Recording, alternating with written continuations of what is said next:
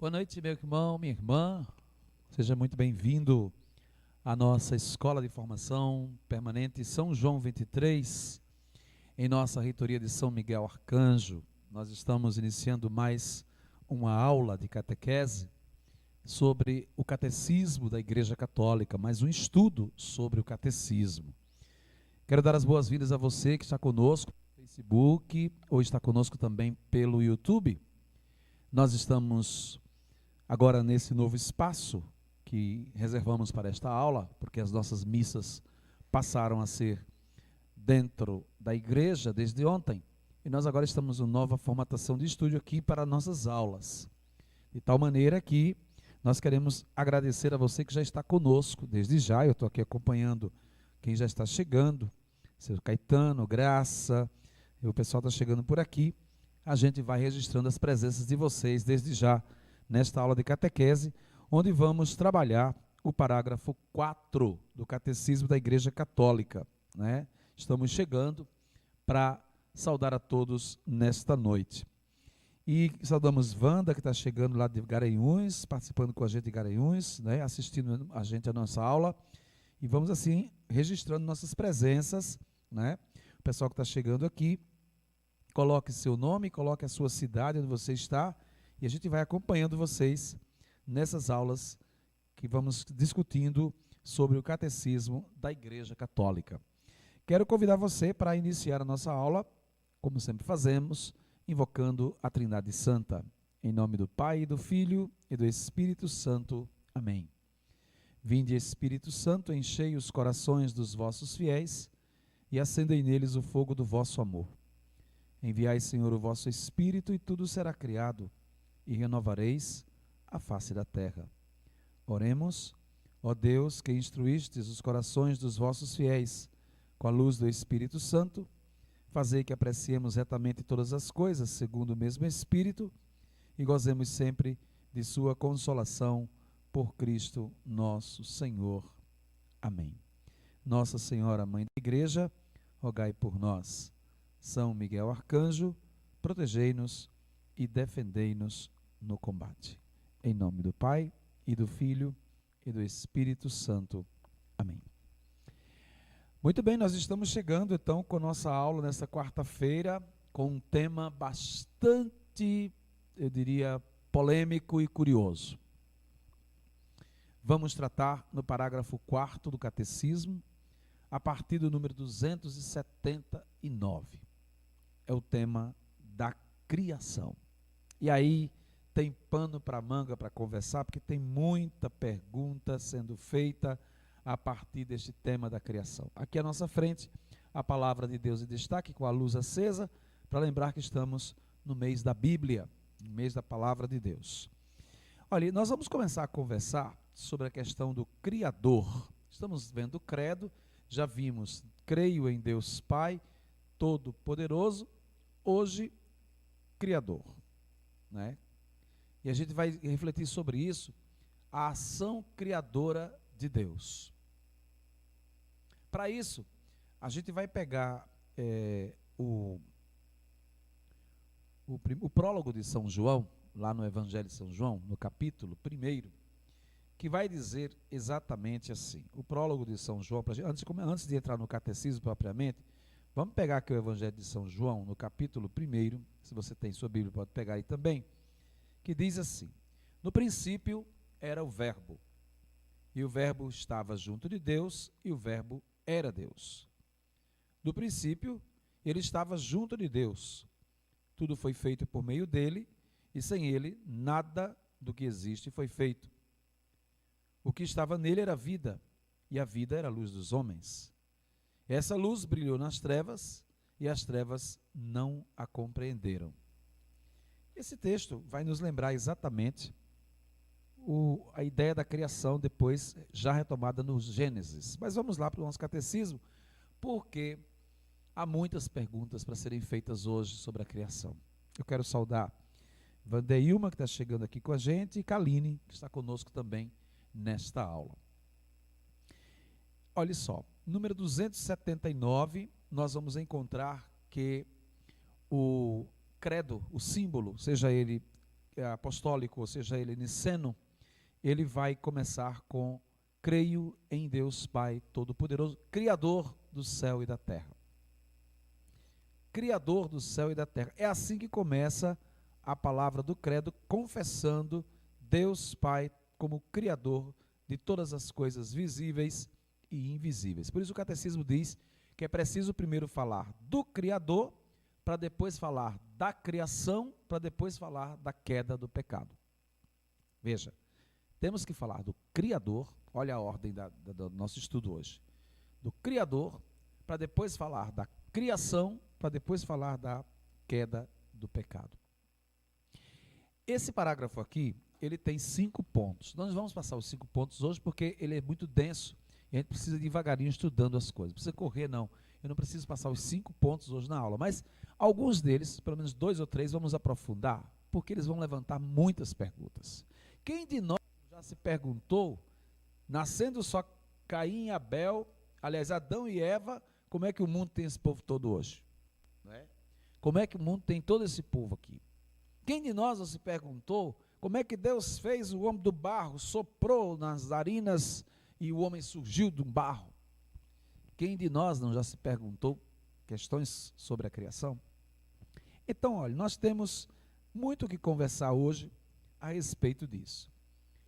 O ponto 280 vai dizer que toda a criação que foi feita por Deus foi por causa de Jesus. Como assim, padre? Sim. A obra da criação, diz o catecismo, é o fundamento de todos os desígnios salvíficos de Deus. Ou seja, Deus criou o mundo por causa de Jesus. Mas para que criou? Por causa dele? Sim, diz o catecismo assim, ó. A criação culmina na questão da salvação em Cristo. Então, é exatamente isso. Deus criou o céu e a terra e desde o início Deus tinha em vista a glória da nova criação em Cristo. Isso, a gente vai precisar entender isso a partir de uma cerimônia chamada Vigília Pascal, que você já participou algumas vezes no sábado de Aleluia. Você vai lembrar algumas coisas aqui que nós celebramos a Vigília Pascal que dizem respeito a isso aqui. Ponto 281.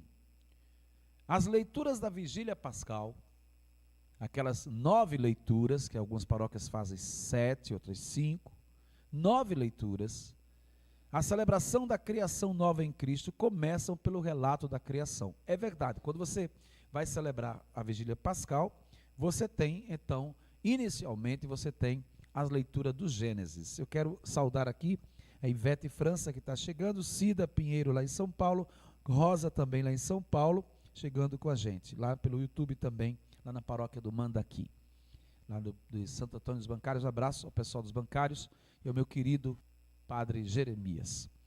Então veja, eu estava falando que a criação é celebrada de um modo bonito dentro da Vigília Pascal.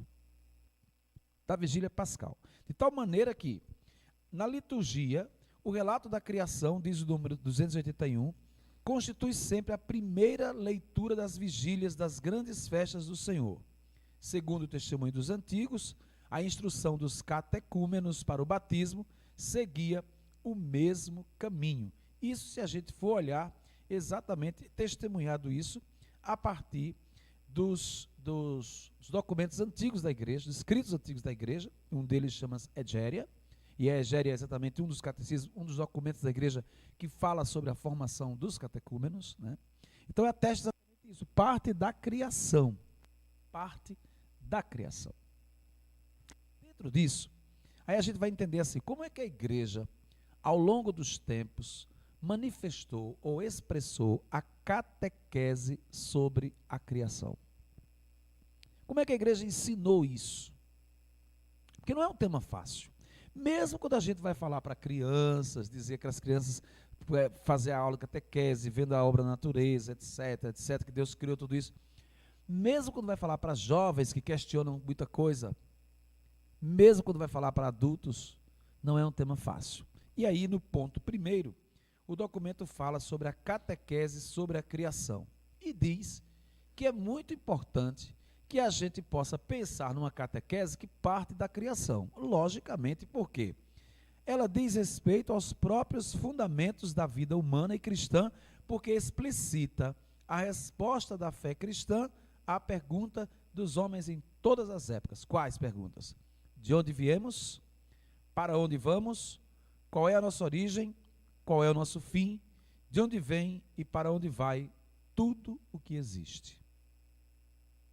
Então, a questão da origem e do fim de cada pessoa são inseparáveis essas questões. Então, elas são decisivas, diz o catecismo, para o sentido e a orientação da nossa vida e do nosso agir. Saber de onde vim e saber para onde vou é princípio fundamental para a gente dar sentido à vida.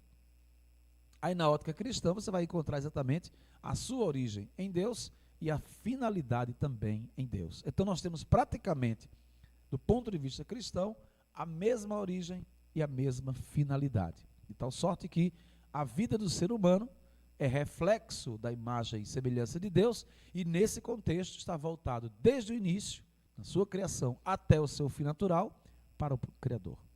De ti viemos, a ti voltaremos.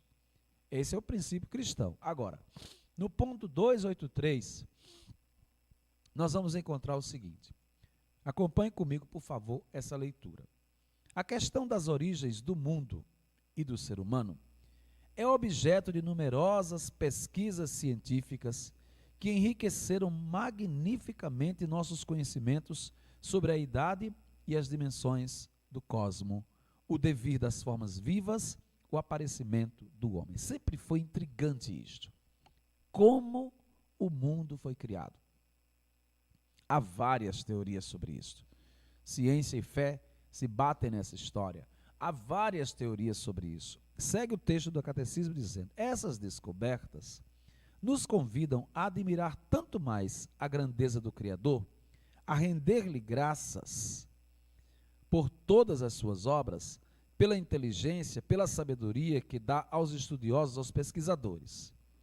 Veja, é um tema muito explorado.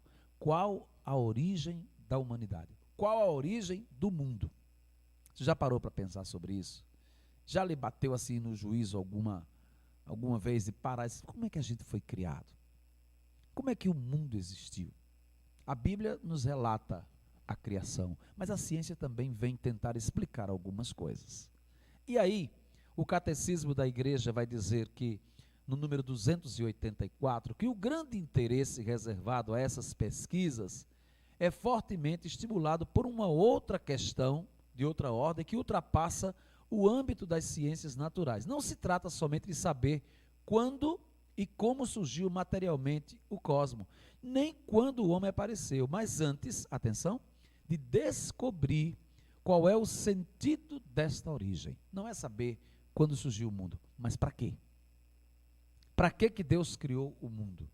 Se ela é governada pelo acaso, se é um destino cego, se é uma necessidade anônima, ou se é governado o mundo por um ser transcendente, inteligente e bom chamado Deus. Se o mundo provém da sabedoria e da bondade de Deus, por que existe o mal? De onde vem? Quem é o responsável por ele? Haverá como se libertar do mal? Veja, são perguntas que a gente, vez por outra, encontra a gente fazendo nas nossas catequeses. Quem é que governa o mundo? Que mistério é esse que o mundo é governado? O catecismo começa a levantar questões não somente religiosas, levanta questões também filosóficas, de perspectiva científica, que a gente vai ver nesse ponto 285, quais são as formas existentes de encarar e de interpretar esta criação. Desde o início, a fé cristã tem se confrontado com respostas diferentes da sua, no que diz respeito à questão das origens. Todo mundo sabe que há várias questões, há várias teorias para tentar explicar o mundo como ele surgiu, teorias científicas. E aí diz o catecismo: assim, nas religiões e nas culturas antigas, encontram-se numerosos mitos sobre as origens. O catecismo chama de mito, exatamente a formulação da ideia humana sobre a criação. Certos filósofos afirmaram que Deus, que tudo é Deus, e que o mundo é Deus, ou que o devir do mundo é o devir de Deus. Isso chama-se panteísmo. O prefixo grego pan significa tudo. O prefixo grego pan significa tudo. Panteísmo, ou seja, Deus está em todas as coisas, tudo é dele, está em tudo. E aí é um perigo muito grande. Deus está nesse microfone, Deus está nesta vela, nessa toalha, Deus está nesse livro, nesta máscara que está aqui, Deus está em tudo isso. Isso é panteísmo. Foi um princípio, lá no passado, nas culturas antigas, encontravam-se numerosos mitos, e os filósofos afirmavam exatamente isso. O primeiro deles é o panteísmo. Deus estaria presente em tudo. Ainda hoje, há pessoas que também afirmam isso. Ué, padre, mas Deus não está presente? Aí a gente vai depois estudar o que é onisciência, onipresença e onipotência. Deus está presente no mundo. Mas aí a gente dizer que Deus está presente em todas as coisas é panteísmo. Primeira corrente, então, sobre isto. Outros afirmaram que o mundo é uma emanação necessária de Deus. Emanação esta que deriva dessa fonte e a ela volta. Veja, é uma ideia muito ampla para dizer que o mundo foi criado por Deus para ele apenas. E que tudo deve voltar para ele depois. Não inclui aí o ser humano, não inclui a obra da redenção, não inclui nenhum outro princípio.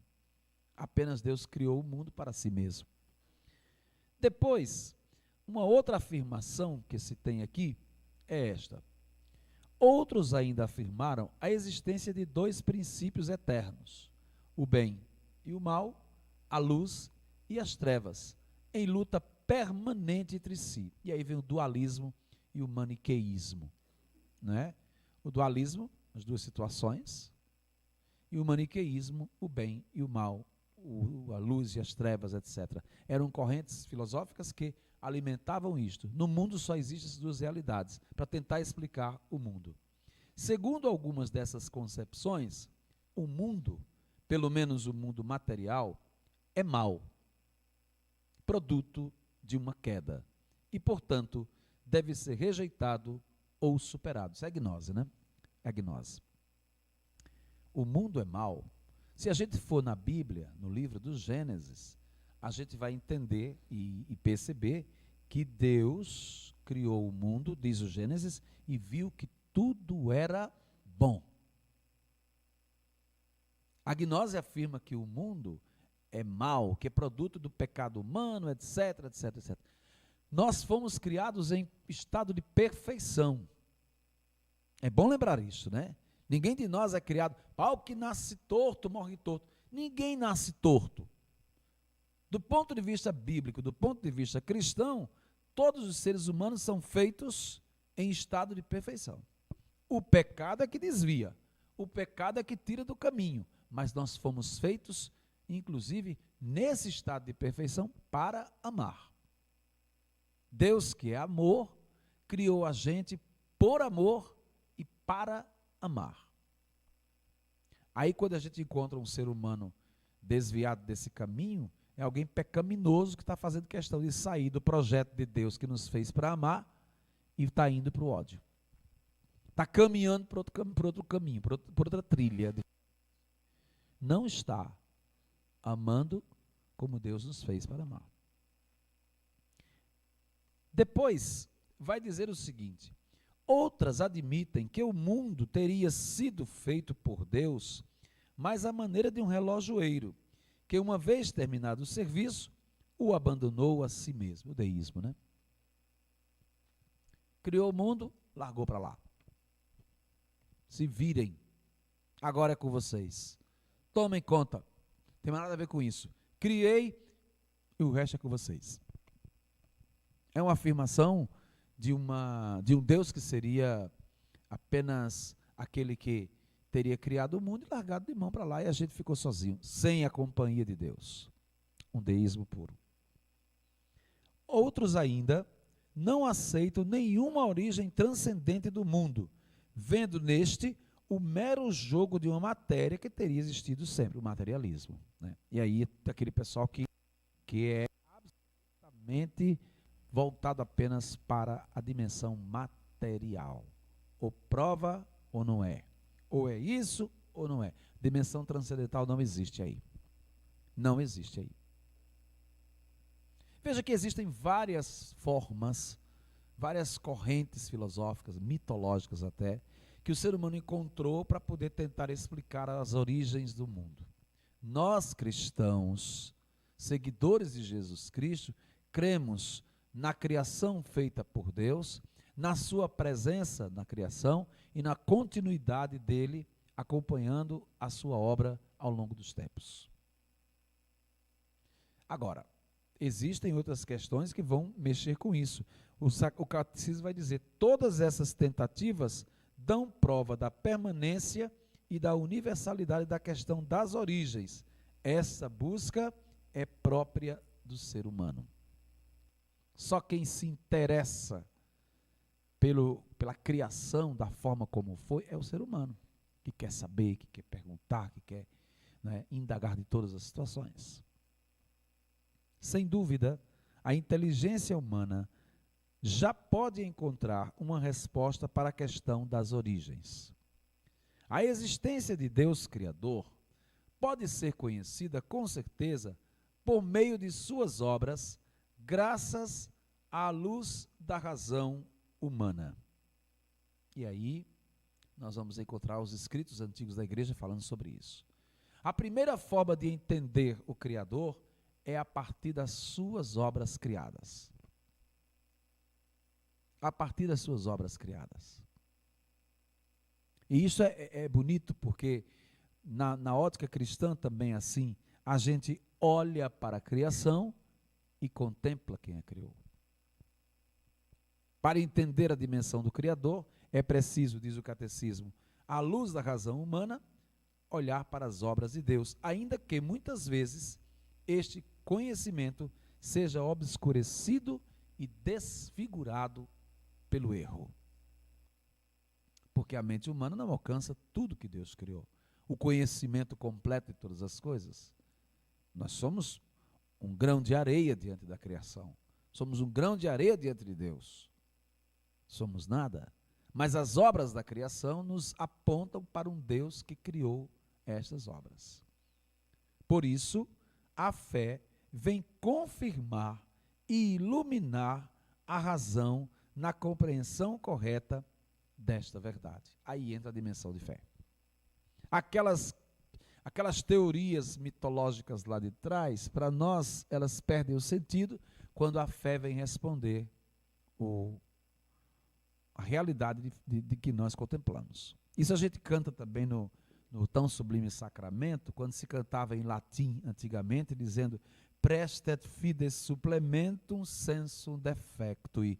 Ou seja, se os meus sentidos não conseguem alcançar a dimensão da Eucaristia, venha a fé por suplemento, os sentidos completar. Então é bem nessa linha. A gente pega a carta aos Hebreus, do capítulo 11, aqui nesse ponto que tem do 286, vai dizer: pela fé nós compreendemos que o universo foi organizado pela palavra de Deus, de sorte que as coisas visíveis provêm daquilo que não se vê. Então, o primeiro ponto para a gente poder deixar claro e enfatizado aqui é exatamente esta realidade de um Deus que criou todas as coisas. A concepção de Deus Criador vem a partir das suas obras. A verdade da criação é tão importante para toda a vida humana que Deus, em sua ternura, quis revelar a seu povo tudo o que é útil conhecer a este respeito. As coisas todas foram criadas. Se você pega o relato da criação, são 6 dias. E em 7º dia Deus descansou. Na ordem da criação, você vai vendo o que é que foi criado primeiro. Faça-se a luz. E quem foi criado por último? O ser humano. Para caminhar na luz. Quando você faz uma análise exegética deste livro da criação, nos primeiros capítulos do Gênesis, sobretudo 1, 2 e 3, você vai encontrar exatamente isso. Quem foi criado primeiro? O que foi criado primeiro? A luz. O que foi criado por último, antes do descanso? O ser humano, para caminhar iluminado por Deus. É uma visão bonita que o catecismo explicita que Deus faz conhecer o ser humano a partir disso. Para além do conhecimento natural que todo homem pode ter do Criador, Deus progressivamente revelou a Israel o mistério da criação, passo a passo. Para ir entendendo que ele que escolheu os patriarcas, que fez Israel sair do Egito, que ao escolher Israel, o criou e o formou, revela-se aquele a quem pertencem todos os povos da terra e a terra inteira, como o único que fez o céu e a terra. Progressivamente, na história da salvação, o Senhor vai mostrando que Ele é poderoso e que as coisas criadas foram feitas por Ele. Vamos entendendo então, colocando lado a lado catecismo com Bíblia, para ir entendendo exatamente essa dimensão do Criador. Ele conosco, nos criando por amor e nos fazendo amar imensamente. Estou no ponto 288. A revelação da criação é inseparável da revelação e da realização da aliança de Deus, o único, com o seu povo.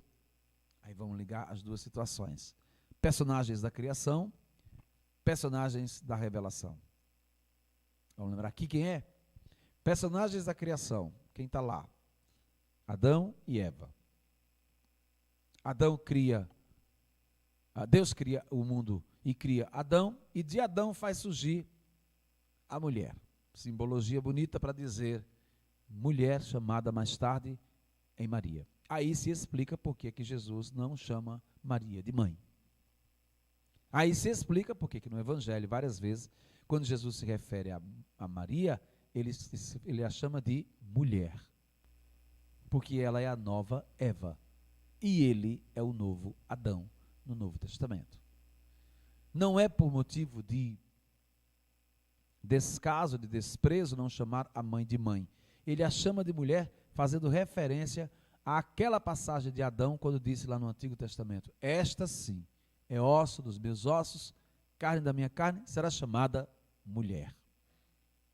E a analogia é: a Eva do Antigo Testamento dá lugar à Eva do Novo Testamento, que é Maria.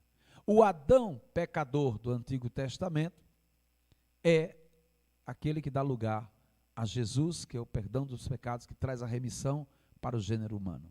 Então é bonito perceber essa situação, que a criação, diz aqui então o ponto 288, que a criação é inseparável da revelação de Deus. A criação é revelada como sendo o primeiro passo rumo a esta aliança, como testemunho primeiro e universal do amor todo-poderoso de Deus. Além disso, a verdade da criação exprime-se como crescente vigor na mensagem dos profetas, na oração dos salmos, da liturgia, na reflexão, na sabedoria do povo eleito. Ou seja, nós temos o pano de fundo de toda a crença cristã, está exatamente na questão dos 3 primeiros capítulos do livro do Gênesis, fundamentados na criação do mundo.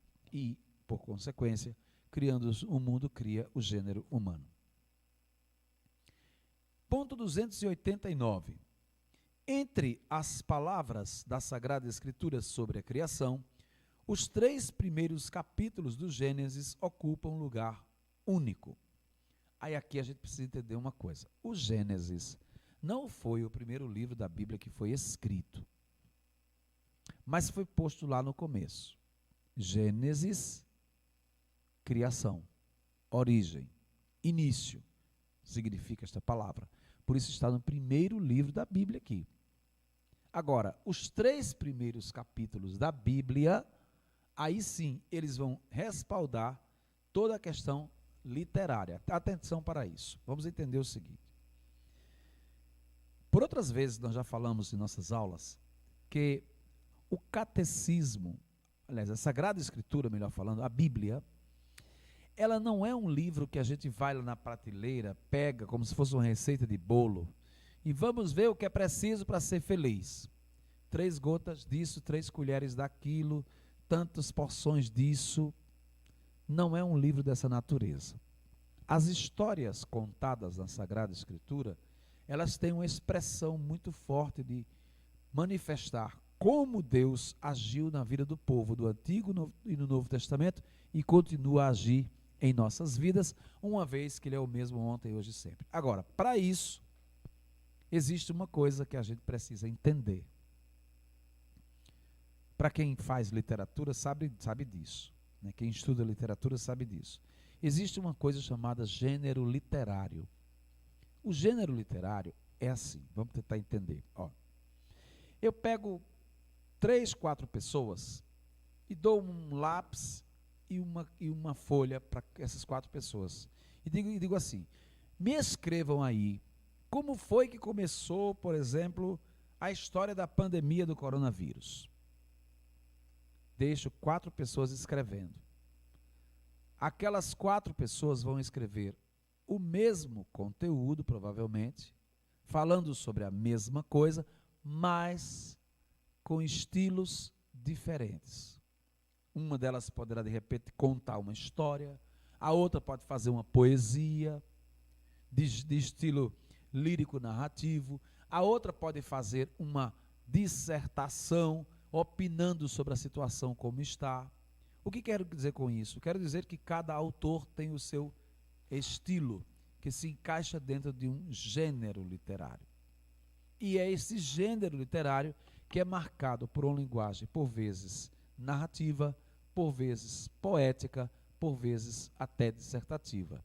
Só que, no princípio do livro do Gênesis, na categoria do livro do Gênesis, nós temos um livro que se caracteriza por 2 coisas. O princípio alegórico e o princípio poético. Aí você vai entendendo que o que se quer dizer aqui, o importante aqui, vou pegar a minha Bíblia, que o importante aqui no Gênesis não é propriamente o que está escrito, mas é o que este escrito significa. Aí você vai entender isto. Quando a gente pega a Bíblia, a Bíblia está recheada dessa alegoria que faz a gente entender a passagem bíblica de outra forma. Quer que eu dê um exemplo bem simples? Quando a gente estuda e vai ler o relato da paixão de Cristo, a gente vai encontrar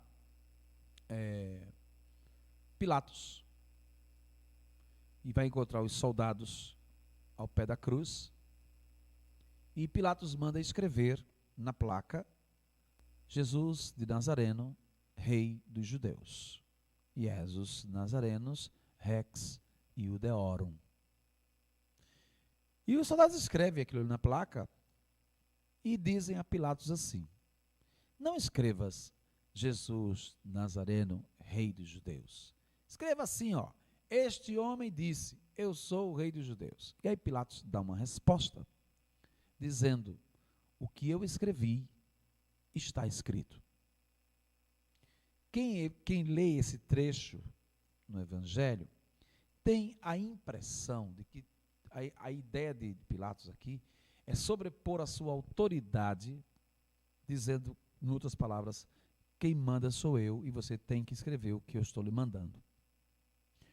Só que, quando a gente vai aprofundar na exegese bíblica, o estilo literário do autor não é no sentido de Pilatos dizer que quem manda é ele e tem que escrever o que ele escreveu.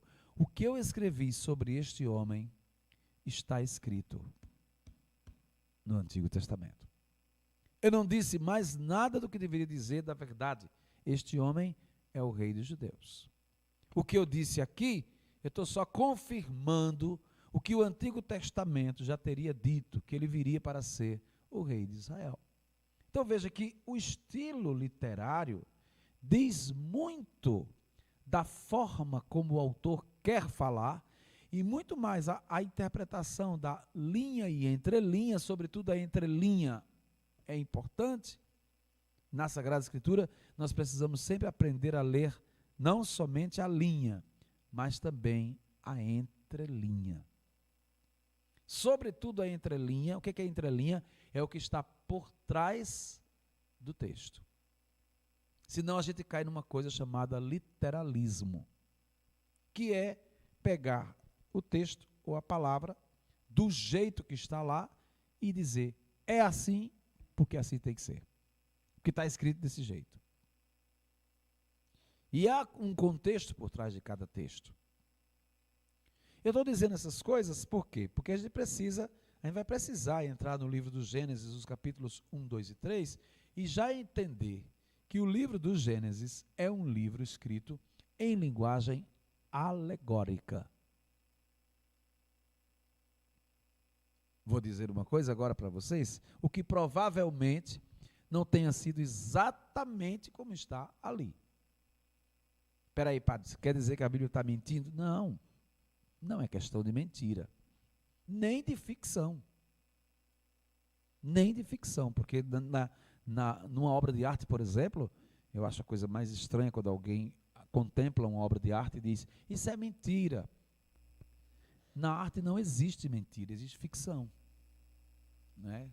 Quando eu vejo um super-herói subir, escalar uma parede, empurrar um carro, jogar um carro longe, pô, nossa, que mentira isso.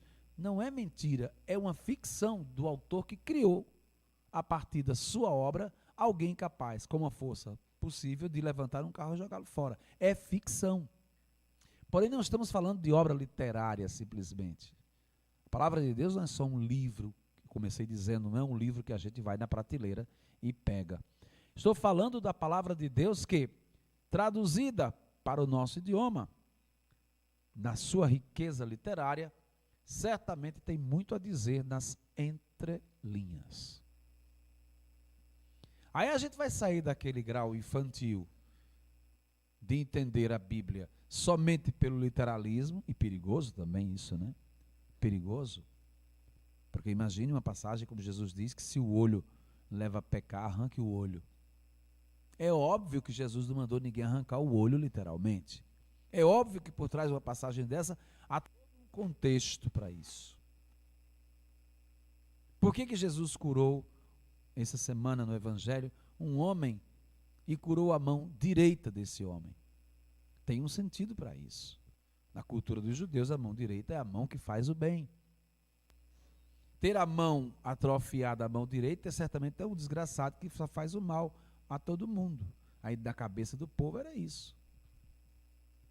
Então veja, há vários contextos dentro da Bíblia que a gente vai entendendo a partir do livro do Gênesis agora, voltando ao catecismo, a questão dos 3 primeiros capítulos do livro do Gênesis. Entre todas as palavras da Escritura está exatamente estes 3 capítulos. E esses textos podem ter diversas fontes. Já pensou que é um livro escrito a várias mãos? Por várias mãos. Já pensou a misturada de estilos, de formas diferentes das pessoas entenderem a palavra? Escreverem essa palavra? Aí o da Catecismo vai dizer, os autores inspirados os colocaram no começo da Escritura de tal maneira que elas exprimem em sua linguagem solene as verdades da criação, de sua origem e de seu fim em Deus, de sua ordem e de sua bondade, da vocação do homem, do drama do pecado e da esperança da salvação. O livro do Gênesis é isto. A linguagem do livro do Gênesis deve ser entendida a partir de uma ótica de amor. Não vamos pegar o livro do Gênesis como historinha contada, repito aqui, porque a gente vai ter 1000 perguntas sem respostas. Porque não foi feito para isso. Não foi feito para contar história. A obra da criação não é uma história que se conta até cinematograficamente. Mas é uma prova de amor de Deus pelo ser humano que, amando-o de tal maneira, cria todas as coisas para ele e culmina essa criação na redenção do próprio gênero humano. Aí a teologia é outra, aí a visão é bem outra. Aí eu não vou ficar procurando como é que nasceu Caim, como foi Adão e quem matou quem. Eu vou conseguir ler o Gênesis sob a ótica do amor de Deus que criou o mundo e o gênero humano, redimindo-o mais tarde no seu Filho Jesus. Aí eu vou ler o livro do Gênesis com outro olhar. Eu vou ler Gênesis com outra perspectiva bem distante dessa tão amadora e às vezes tão perigosa de ler o Gênesis. Diz o catecismo: as passagens do Gênesis lidas à luz de Cristo, na unidade da Sagrada Escritura e da tradição viva da Igreja, essas palavras são a fonte principal para a catequese dos mistérios do princípio, da criação, da queda e da promessa da salvação. Veja, a luz de Jesus na unidade da Sagrada Escritura e na tradição viva da Igreja. O grande problema que nós temos na igreja hoje, quando se pega a Bíblia para ler, é que a gente lê a Bíblia feito protestante. Protestante leva em conta a tradição da igreja? Leva não. Não é obrigado. Protestante leva em conta essa dimensão da Escritura como um todo? A maioria leva em conta só o Antigo Testamento, ou às vezes só o Novo Testamento. E a Igreja Católica não cansa de dizer, ao ler a Bíblia, nós temos que ter a ideia do todo, de toda essa circunstância bíblica que nos envolve, e a gente deve ler a Bíblia sabendo que é um conjunto de situações em dois testamentos diferentes. Por isso, fala sobre o princípio, a criação, no caso, a criação, a queda, a promessa da salvação. Três coisas, então, que a gente vai trabalhar: a criação, a origem do pecado e a promessa de salvação.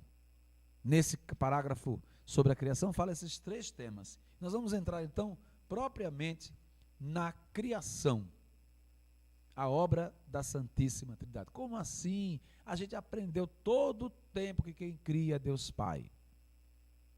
Creio em Deus Pai, Todo-Poderoso, Criador do céu e da terra. Como é que o padre vem dizer agora, o catecismo vem dizer que a criação é obra da Trindade? Olha, vamos aprofundando agora teologicamente isto, para a gente não perder de vista o que a gente está estudando. Acompanhe comigo o ponto 290. No princípio, Deus criou o céu e a terra. Três coisas são afirmadas nestas primeiras palavras da Escritura. O Deus eterno iniciou tudo o que existe fora dele. Só ele é o Criador. O verbo criar, em hebraico, bará, sempre tem como sujeito Deus. Tudo o que existe, expresso pela fórmula o céu e a terra, depende daquele que lhe dá o ser. Somente Deus é o Criador. Porque criou tudo o que existe fora dele. Fora dele. E aí, é interessante lembrar, o 291, no princípio era a palavra, o verbo. A palavra era Deus. Tudo foi feito por meio dela, e sem ela nada foi feito. O Novo Testamento revela que Deus criou tudo por meio do verbo eterno do seu Filho amado. Foi Jesus o Criador? Não. Mas Deus criou por causa dele. Nele foram criadas todas as coisas. Tudo foi criado por ele e para ele. Então, o segundo ponto. Jesus é aquele que é a razão de Deus ter criado o mundo. A fé da igreja afirma igualmente a ação criadora do Espírito Santo. É aquele que dá a vida, o Espírito Criador. Veni Creator Spiritus, a fonte de todo o bem. Então nós temos a dimensão trinitária da criação. Deus criando tudo fora dele, criando por Jesus e para ele, e dando vida a partir do Espírito. Tudo que se move, tudo que respira, o Espírito permanece e atua ali. Bonito isto. Então eu saio daquela dimensão da compreensão de um Deus apenas Pai que cria, que a gente foi criado assim, né? Entendendo, o Pai cria, o Filho salva, o Espírito Santo santifica. Foi assim que ensinaram a gente no catecismo, primariamente, para a gente poder entender. O Pai criando, o Filho salvando, o Espírito santificando. Mas, na obra da criação, o Pai cria para o Filho e dá vida pelo Espírito. Por isso, a criação é obra da Santíssima Trindade. E vai dizer o catecismo, insinuada no Antigo Testamento, revelada na Nova Aliança, a ação criadora do Filho e do Espírito, inseparável una com a do Pai, é claramente afirmada pela regra da Igreja. Qual regra? Só existe um Deus. Ele é o Pai. Ele é o Pai. É Deus, é o Criador, é o Autor, é o Ordenador. Ele fez todas as coisas por si mesmo, isto é, por seu verbo e sabedoria, pelo Filho e pelo Espírito, que são como suas mãos. A criação é obra comum da Santíssima Trindade. Você vai dizer o que agora? Você vai ensinar o que agora por aí afora? Como é que você explicaria então agora a obra da criação? Apenas por Deus, Criador? Mas nós temos todo o contexto do Filho, para quem é criado o mundo, e do Espírito que dá a vida a todas as coisas. A criação, diz o texto do Catecismo, é obra da Santíssima Trindade. Eu vou fechar com esse ponto 3. O mundo foi criado para a glória de Deus. Para outra coisa não foi. Somente essa afirmação aqui, essa afirmação que o mundo foi criado para a glória de Deus, já nos dá o sentido de toda a criação. Eis uma verdade fundamental que a tradição e a Escritura não cessam de ensinar e de celebrar. O mundo foi criado para a glória de Deus. Deus criou todas as coisas, explica São Boaventura, não para aumentar a sua glória, não, mas para manifestar a glória e para comunicar a sua glória. Deus não precisa estar se mostrando para ser Deus, naturalmente, pois Deus não tem outra razão para criar a não ser seu amor e sua bondade. Aberta a mão pela chave do amor, as criaturas surgiram. Linda essa frase, não é? Aberta a mão para a chave do amor, Santo Tomás de Aquino vai dizer isto, né? Aberta a mão pela chave do amor, as criaturas surgiram. Deus criou o mundo para que o mundo o glorifique. Criou o mundo para a sua glória. Aí vamos para o Concílio Vaticano I, que vai falar exatamente desta forma. Este único e verdadeiro Deus, por sua bondade e por sua virtude onipotente, não para aumentar sua felicidade, nem para adquirir sua perfeição, mas para manifestar essa perfeição por meio dos bens que prodigaliza às criaturas, com vontade plenamente livre, criou simultaneamente no início do tempo ambas as criaturas do nada, a criatura espiritual e a criatura corporal. Essa é a afirmação do Concílio Vaticano I, dentro do princípio doutrinário da Igreja. Agora, tem uma questão que vai mexer muito com a gente agora, que é o 294, que é exatamente, a gente disse, o mundo foi criado para a glória de Deus. O ponto vai dizer assim, a glória de Deus consiste em que se realizem esta manifestação e esta comunicação de sua bondade, em vista das quais o mundo foi criado. O ser humano é responsável para fazer conhecidas as obras de Deus, para que o mundo dê glória a Deus. Você pode imaginar quanta coisa torta tem por aí em relação a isso? Quanta destruição, quanta coisa está acontecendo em contrário a essa proposta de o ser humano valorizar e dar sentido, glorificando a Deus pelo que existe.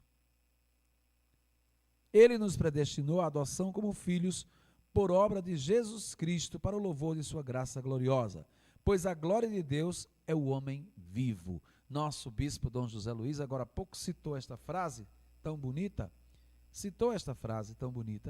que é exatamente de Santo Irineu de Lyon, esse do século II, inclusive, o bispo, né?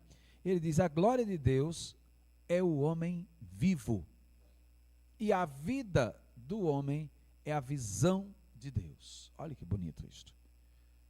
Por isso que nós somos radicalmente contra qualquer tentativa de tirar a vida de uma pessoa. Qualquer uma. Aborto, eutanásia, pena de morte. Cristão que é cristão não compactua com isso. A glória de Deus é o homem vivo. Se já a revelação de Deus por meio da criação proporcionou a vida a todos os seres que vivem na terra, quanto mais a manifestação do Pai pelo Verbo proporciona a vida àqueles que vêm de Deus. O fim último da criação é que Deus, Criador de tudo, tornar-se-á tudo em todos. É difícil entender isso?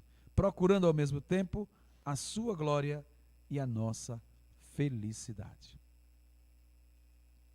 Para que é que a gente vive então?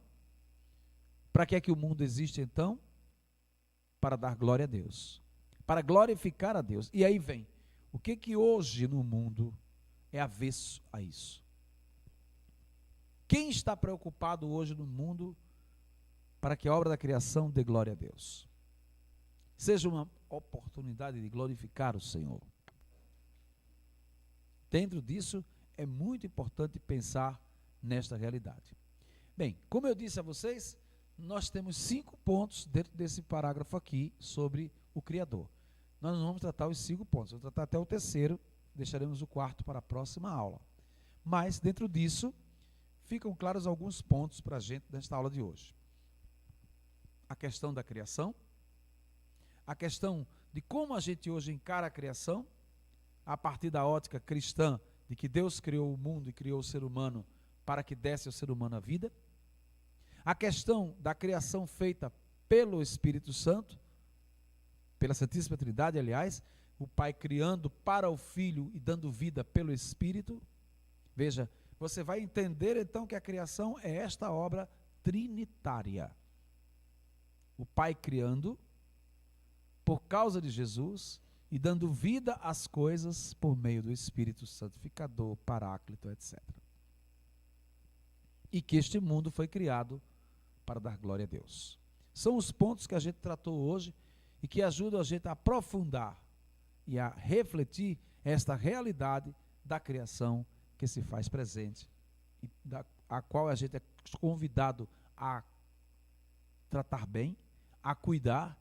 O Papa Francisco chamou de casa comum, a nossa casa comum. Toda a obra da criação é necessária, necessita de cuidados de nossa parte. Possamos nós, então, aprofundar melhor esses temas ao longo dessa semana, para que nós possamos continuar depois a nossa reflexão. Nós vamos ficando por aqui, então, hoje. Nossa aula de hoje teve 3 pontos para a gente trabalhar. Nós trabalhamos hoje. Amanhã é quinta-feira. Amanhã nós teremos a nossa missa, não é? A nossa missa às 7 horas da noite, com o 23º dia da quaresma de São Miguel Arcanjo. Quero convidar a você para já ir se preparando para a festa de São Miguel Arcanjo. Nós vamos ter 2 momentos da festa. Vamos ter um momento no dia 29 de setembro, dia de São Miguel, missa solene, já no espaço, inaugurando o espaço da festa, o espaço oficial da festa. E vamos ter, a partir do dia 1º ao dia 4, vamos ter a festa de São Miguel. Naturalmente, com todos os critérios do retorno às igrejas, os critérios de retorno da pandemia. Todos os critérios, todos os cuidados, distanciamento, uso de máscara, álcool gel, como a gente está fazendo, desde onde a gente está fazendo nas nossas missas presenciais. Agradeço a você que esteve comigo. Vamos nos encontrar amanhã à noite, na celebração da Santa Missa, às 7 horas. Suplico a bênção de Deus para você, por meio de São Miguel Arcanjo, que o Senhor possa vir ao teu encontro e te abençoar nesta noite. Ele que é Pai e Filho e Espírito Santo. Amém. Boa noite a todos. Até amanhã,